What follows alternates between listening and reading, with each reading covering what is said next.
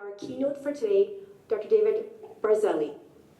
I'm going to take a quick second to introduce him because I do have a wonderful introduction. He is a distinguished physician and a longevity consultant with excellent and extensive academic background. As a diplomat of the American Board of Lifestyle Medicine, he brings a wealth of knowledge to his role as a founder and CEO of HealthSpan Coaching. Through his platform, agingdoc.com, Dr. Barzilai offers personalized and one-on-one coaching, integrating cutting-edge science and technology to empower individuals in their pursuit of healthier and longer lives. His commitment to evidence-based practices and individualized care positions him as a leading figure in the field of longevity and health optimization. Please welcome me in greeting Dr. David Barzilai to our stage.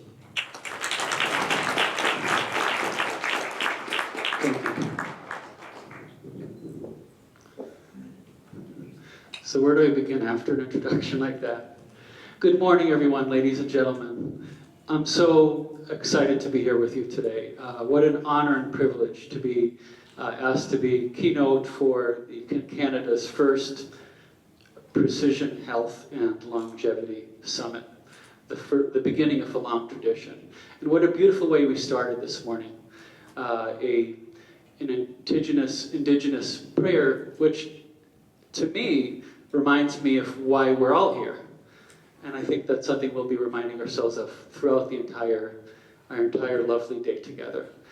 What makes humanity humanity? I think it's our humanism. And this is something that we see in these holistic indigenous cultures, that in this era of modernity, we're innovating, but in some areas we could be remembering our roots. We came from a species that took care of its elders and respected them, and took care of our young, and look after each other. Within our tribe, which I interpret as our global tribe, every man, woman, and child on earth, we look out for each other, and we innovate, right? We're compassionate, humanistic, but we also innovate to try to create a better world. And what more fundamental representation of us as a species, how we see ourselves, and how we view what it means to be part of our tribe, which should be everyone, and ensuring that we all have a good life. HealthSpan is foundational to that. So a sort of recap of that introduction, because it's the lens through which I look at this presentation I'll be delivering. So I'm a longevity physician and consultant. I apply best practices in longevity from lifestyle medicine like exercise and diet to the cutting edge biomedical innovation, even things that are preclinical in animal models, thinking about a precision approach to considering those, weighing those at the individual level. I look at that through the lens of PhD in health services research, and also through the lens as a doctor, someone who tries to be a bridge between aging biology at the fundamental innovation side to applying it to the bedside, because none of this means anything if we can't work with stakeholders and government and work together. And that's what this meeting is all about, right? We're all from different sectors.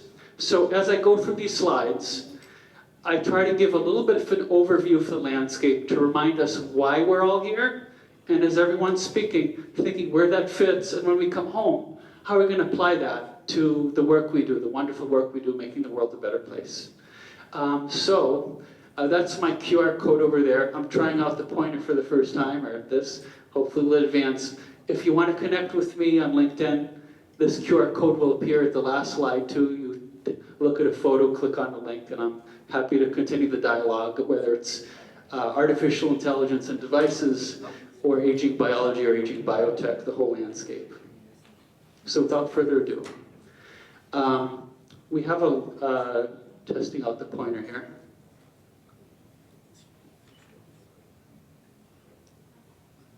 And this is a web-based pointer. Oh, is there a delay? You guys doing that? This side. Oh, okay. You know, literally about half hour of the morning was trying to figure out how to troubleshoot. And I was like, if I don't have slides, it'll be fine. And so we're going to wing this, okay? But we'll have fun. So let's remember the problem. The problem is, and it's an opportunity too, for all of us in government, as entrepreneurs, as clinicians, is we have an aging demographic. We're getting older, not just at the individual level, but at a societal level. We're going to see a doubling from about 1 billion to 2 billion individuals over the age of 65 between now and 2050. The proportion over 60 will nearly double also. And with that, we're going to see a big change, and that's what we're going to talk about to begin. These advances in medical technology, in fact, most of it's been sanitation, public health, immunization, ways that society has addressed the sort of public health roots of disease. That's what's led to this expansion in our lifespan. But this expansion in our lifespan, this extending of our lifespan, means we're all expecting to live to years where our bodies naturally, through the biology of aging, tend to decline. So that presents economic challenges, it presents challenges in how we age properly. And my vision is, let's make this not about sick care, let's make this about health care. Let's not make this about sick span, let's make this about health span. So how are we going to do that? This is just a little picture about what's happening. So on the left, we see the fraction of the world over 65 by density by country. So from 2015 to 2050, that's what's going to happen. So literally, we have a gray tsunami that's coming that we need to prepare for and leverage towards better care. Whoa, that's unexpected.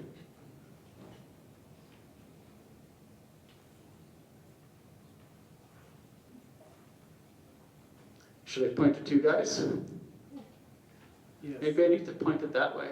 Yeah. You know, it's like finding your car in the garage. There's a delay too, so I do it once and I wait. See, a lot of innovation is trial and error. Keep your eye on the prize, you'll figure it out. Okay, so societal implications of aging we discussed. This is going to have implications on our pension system. It's going to have implications on the workforce. We're going to have longer careers. We might have several careers. My most recent career, I started at age 49. Now I'm taking on more an entrepreneurial role and someone bridging different ecosystems to drive forward innovation and change from industry to government. So maybe if I look at this one, I can face this way. Let's see. So this shows us how much we spend on a population based on their ages, 0 to 18, 19 to 24. So you see there's a more than linear, even an exponential growth in how much is spent for us as individuals as we get older. And that corresponds to the changes we undergo with aging now that we're not dying at 30 or 40 like our ancestors. What I want to introduce here is a concept that will be central. It's a concept of compression of morbidity. James Freeze discussed this, and basically the aim is to reduce the period of time spent in poor health by delaying the disease onset or slowing it down. Currently, individuals in the United States spend about 35% or a third of their post-retirement life in poor health. And if we're getting older, as a population, this is only going to increase unless we do something about it. So it's essential to our personal well-being as well as sustainability on our economic system and on all of us and our families.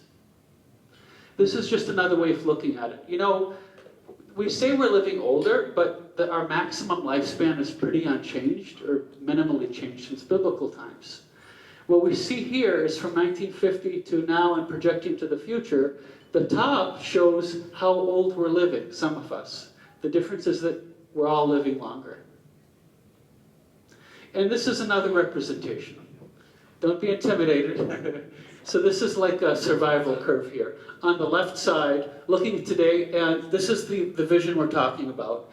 We see the fraction alive at the y-axis, and the x-axis we have age. So the idea is we want to push forward, not just push forward the survival, the mortality, but we also want to move the whole curve down so that we're spending more time in good health, to block it off. Ideally, we would have a full life and then not this extended period of poor health. So on the right, we see the concept of sick span versus health span. When we cure one disease at a time, typically what happens is lifespan is extended by a limited amount. Does anybody in the audience know if we had a complete cure for cancer today, by how much the average lifespan would increase? Does anybody want to guess? 3 years. We have a very educated audience here, which is wonderful. Why is that? That's because our whole body's biology is getting older. So if cancer doesn't get you, dementia is, you're going to get frail, you're going to fall. So we need to have some way of addressing that while also thinking at a public level, having access, equitability, and having a preventative-oriented landscape instead of one that waits till we get sick when it's already too late in the game. So longevity medicine is one avenue. It's something that I mentioned. I practice longevity medicine. So what is it? I want to define it with you a little bit and see how it fits in all of this.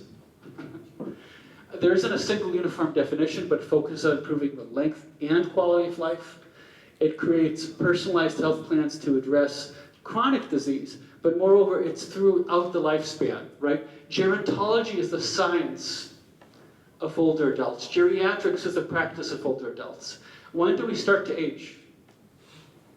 At birth, right? Or before that, right? There's epigenetics, right? How about what our grandparents ate? At least that far back. Yes, grandparents, not parents. That's a little complex. I'm not going to cover that with you today. It's another topic. So it's interdisciplinary, and it focuses on lifestyle medicine and precision medicine and innovation. So one definition I'll take from here. This just discusses the role of longevity education. Longevity medicine is advanced, personalized preventative medicine powered by deep biomarkers of aging and longevity, and it encompasses various areas that we discussed. Geroscience, which is aging biology, the fundamental what happens to our bodies. Precision, preventative, and functional medicine. So that's just one possible definition. So what are its aims? It should be proactive and personalized. We need to look at patients as individuals. There was a book, House of God, I read before I was in med school, and patients were described by numbers as opposed to by names. We have a stethoscope. We have these labs. We're not even looking at the patient. So we need to take into account as much data we have, now that we have AI, to really understand what addresses this person's needs and get to know them so we know their values. What's important to them? What's important to them? There should be some discussion. We need to be not this top-down, solely expert-based. We'll always need experts, but we need them to guide us so we can live the most fulfilled, healthy lives that we can with all the advantages of modernity. So longevity medicine is centered on vibrant, active, meaningful lives. Okay, that worked. That could work. Precision medicine and emerging therapies. So precision medicine relates to what we were discussing about having things personalized. For example, ApoE carriers, where there are certain polymorphism or variants of genes. ApoE2, ApoE3, ApoE4, ApoE3 is the most common. If you have the ApoE4, your risk of developing dementia or Alzheimer's disease for a given age depends on the study, up to 3 to 5 times fold. And it's up to, if you have both alleles that are the bad kind, your risk for dementia is, some studies, up to 10, 20 fold. It's really dramatic. So knowing our genetic profile, such as through genomic sequencing, is an indispensable tool. So what might apply to one person, it might be their heart is the weak link. Maybe it's an Lp(a) variant. For someone else, it might be their brain. So precision looks at all this data, including wearables, anything you can measure, and asks what makes most sense for someone. So that's a key component of precision medicine, which is one of the pillars of longevity medicine, as I envision how it should be practiced. People define it different ways, but I think we can take advantage of the whole landscape here. So how is preventative medicine, precision medicine, lifestyle medicine different than longevity medicine? Well, precision medicine, we just discussed, it tailors to all of this data, longevity medicine is broader and encompasses that.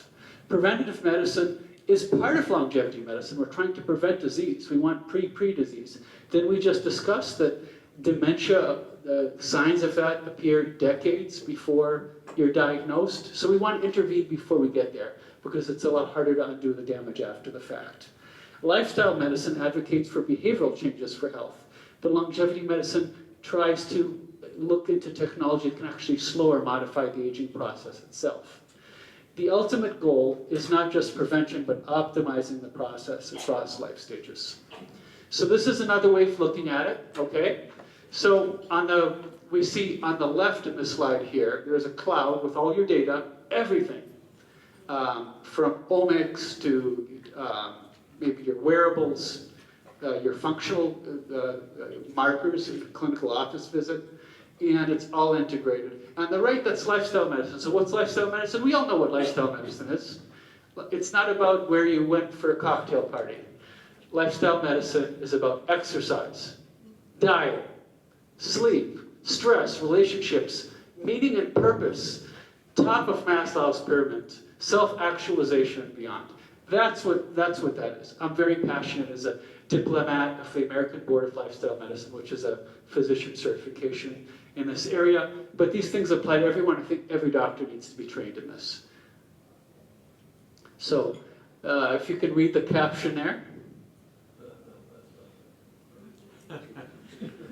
I would love if we had this magic pill, get rid of all doctors, magic pill, or connect ourselves to the ultimate AI. We're not yet fully taking advantage even of the AI we have now. I'm super excited about that, but we don't have a solution like this. Until we have a solution like this, lifestyle medicine will remain for, I would say, always the pillar of healthy longevity. It's not all this fancy, I cater towards affluent clients. It's a very tailored service. This should be accessible to everyone. The good news is the most important evidence-based and powerful tools are available to all of us. But we need to have uniform implementation across society, right? We want to take this to the doctor's office, have that discussion between them, coaches, consultants, have a real integrated delivery system. So let's talk about scaling lifestyle medicine, just for a sense of power.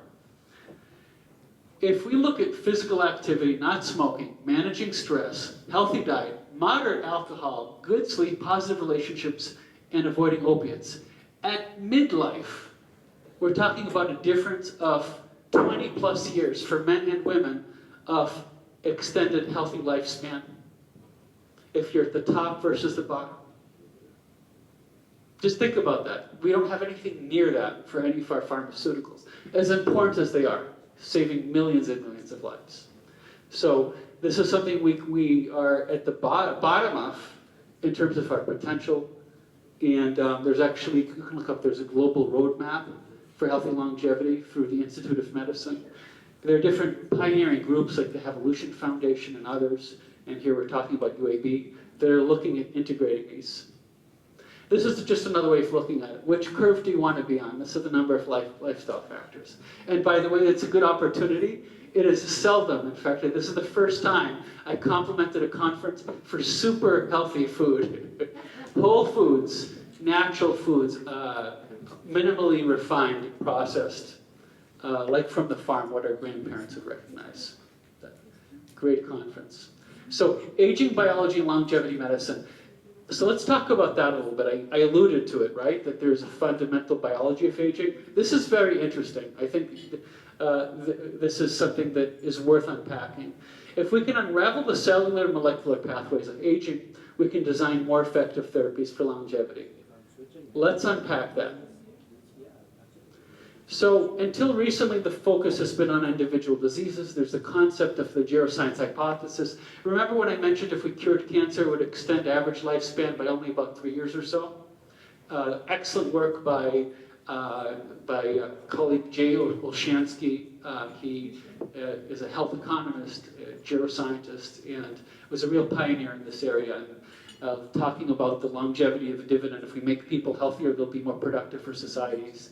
They'll work longer. They're not just consumers, but they're starting whole companies. So the geroscience hypothesis is if we can get at the underlying cause of these problems, the way we age, then we can do much more than 3%. Just a small percentage of slowing the aging process, which as we'll see, we've actually made progress on. We're making progress in animal models. We can substantially extend our healthy lifespan, as well as extend lifespan itself. That's because essentially by looking at the one core driver, you're affecting diabetes, you're affecting dementia, you're affecting stroke, heart disease, and so forth. So this was really groundbreaking. There's some of you have heard of, raise your hand if you've heard of Calico Labs. This is the Alphabet or Google, their top secret aging biology lab. And this is who they recruited.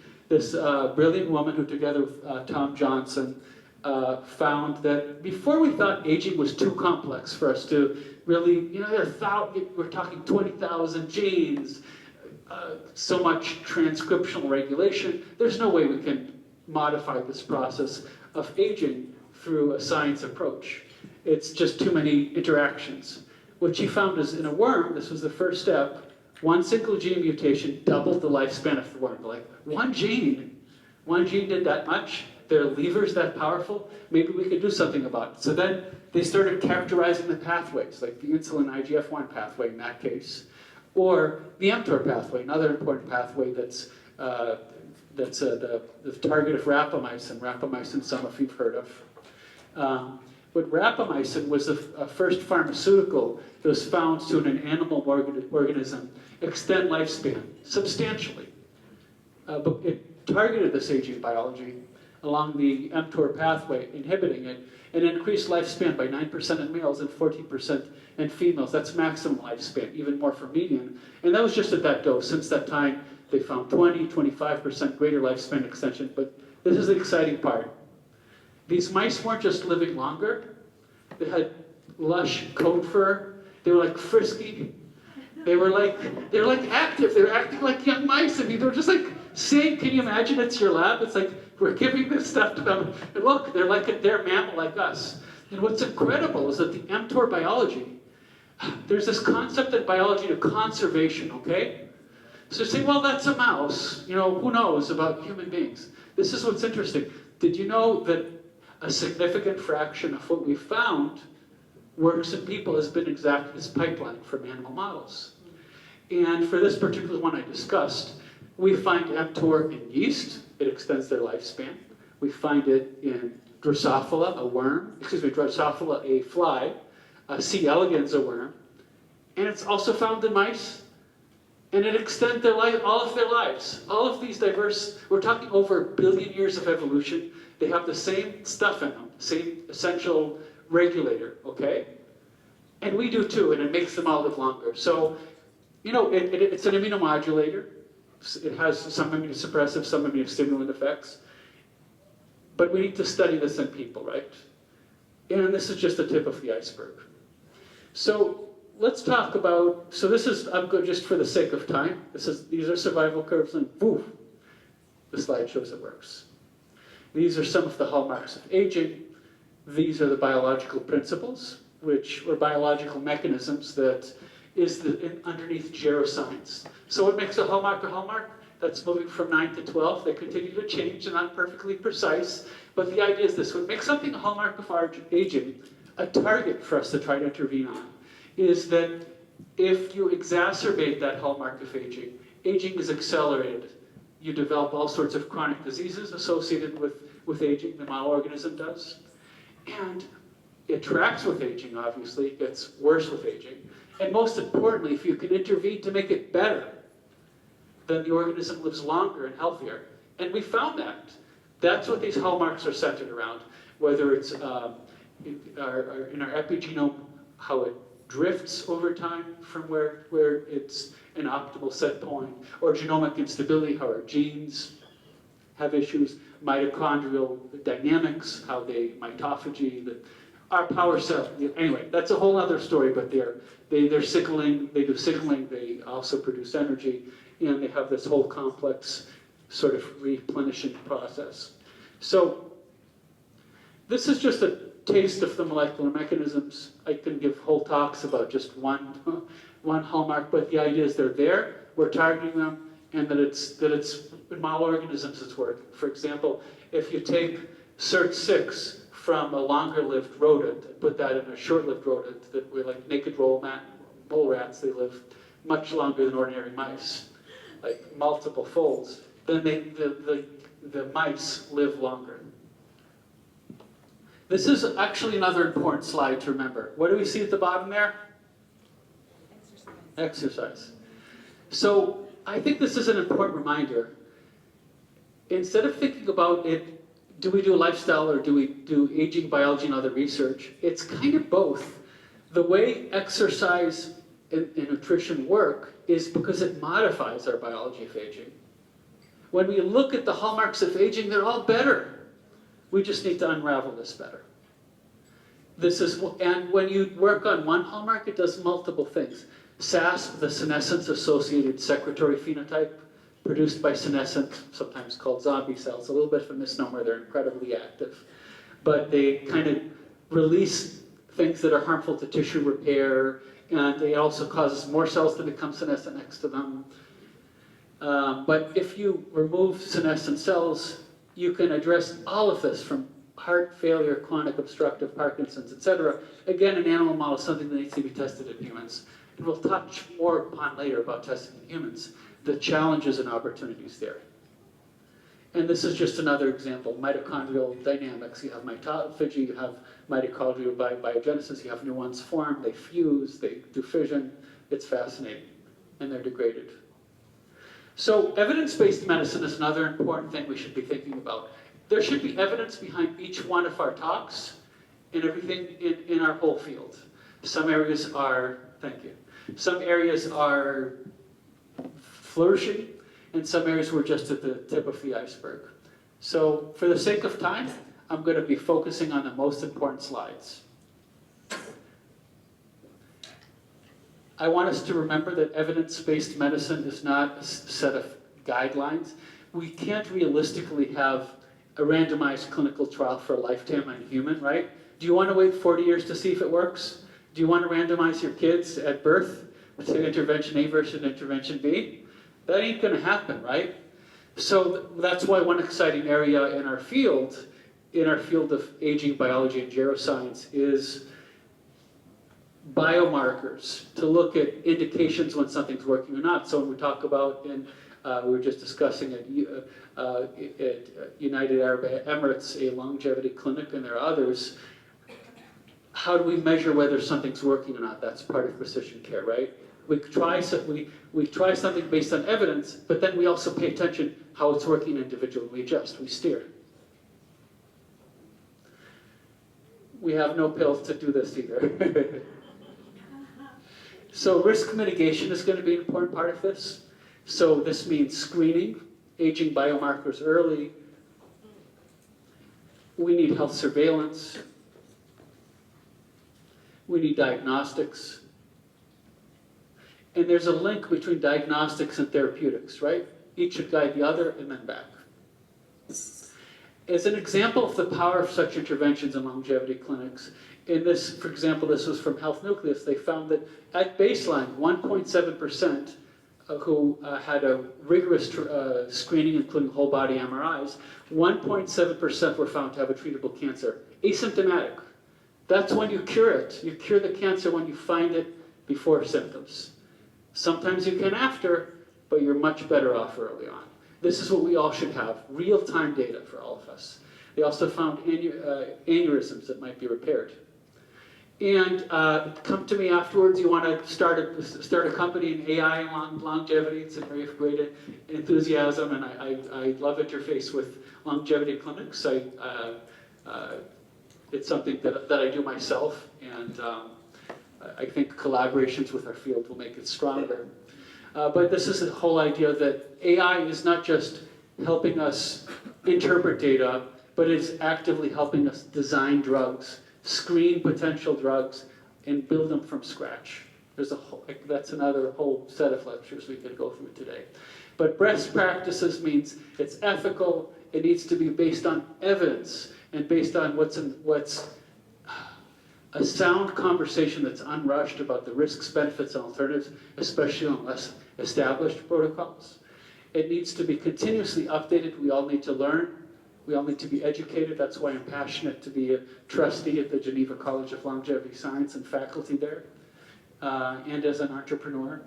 And it needs to be focused on patient education and all the stakeholders. We need to be educating the government, policy, because we all need to be working together to make this happen. And these are just some example. There's a Healthy Longevity Medicine Society talking about best practices in this field. I discussed the college, and we're just about to have at the Buck Institute the second annual roundtable of longevity clinics, and I'll be speaking at the Longevity Summit a couple of days before that, also at the Buck Institute. These are exciting times. These conferences didn't exist a few years ago. So looking ahead, how do we build a health span society as we close up? We want to have universal collaboration. We want to bridge gaps between these different sectors and all of us here. And we also want to focus on compression of morbidity through both the biology of it and the public health side of it, and on the innovation side.